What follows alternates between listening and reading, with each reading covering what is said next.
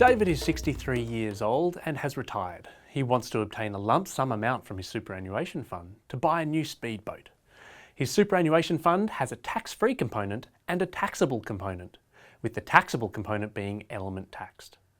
David is retired and has reached the preservation age, so he has met the conditions of release and withdraws a lump sum from his superannuation fund. Given the type of benefit, his fund's tax status, and his age, David's lump sum withdrawal is completely tax-free. Let's compare this outcome with Jenny, who is 59 and has also reached the preservation age and retired. Jenny wants to have a regular income stream support her daily activities. Her superannuation fund has a tax-free component and a taxable component, with the taxable component being element taxed. Jenny has also met the conditions of release and withdraws an income stream from her superannuation fund. In this situation, given the type of benefit, her fund's tax status, and her age, the element taxed amount of Jenny's income stream will be taxed at her marginal rate less a tax offset. There are a wide range of reasons people will want to access their super. These can be out of necessity, there is no other way to pay the bills, or out of a desire to live a more enjoyable life by purchasing a lifestyle asset such as a boat, or incurring higher living expenses. Once a superannuation fund member meets the conditions of release, which includes retirement, reaching 65 years of age, compassionate grounds, or severe financial hardship, they can generally access their funds through a lump sum or income stream. There are different taxation consequences on the release of funds depending on the type of benefit being paid, the age of the member, and the tax status of the fund, its contributions, and its earnings.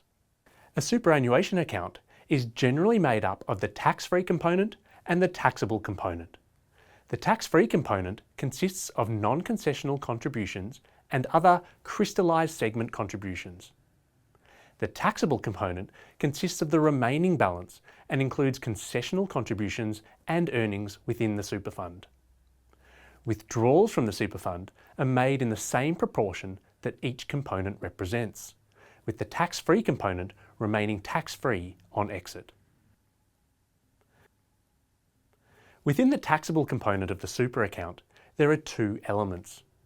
Generally, the element taxed is representative of benefits from taxed superannuation funds, and the element untaxed is representative of benefits from untaxed superannuation funds.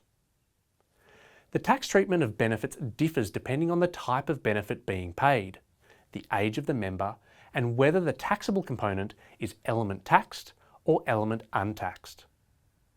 For death benefits, there are additional factors to consider, including whether the recipient is a death benefit dependent, and in the case of income streams, the age of the beneficiary and the age of the deceased.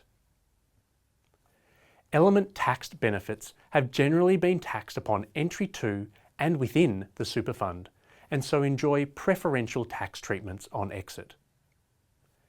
Element untaxed benefits have not had tax paid on contributions or earnings, and so are subject to a comparably greater tax burden on the withdrawal from the super fund. The government does not want retirees to access all of their super in a lump sum and squander it on unproductive assets like speedboats or excessive spending. So it has structured the system to encourage small and ongoing drawdowns. The taxation of income streams is generally lower than the taxation of lump sums, and this acts as an incentive for retirees to gradually access superannuation funds over a longer time period, rather than through a once-off payment.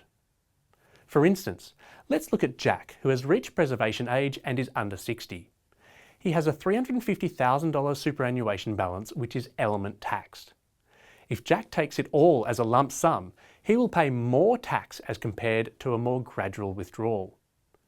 The objective of this policy is to reduce the risk that the retiree may not be able to self-fund their retirement and therefore reduce the burden on the aged pension.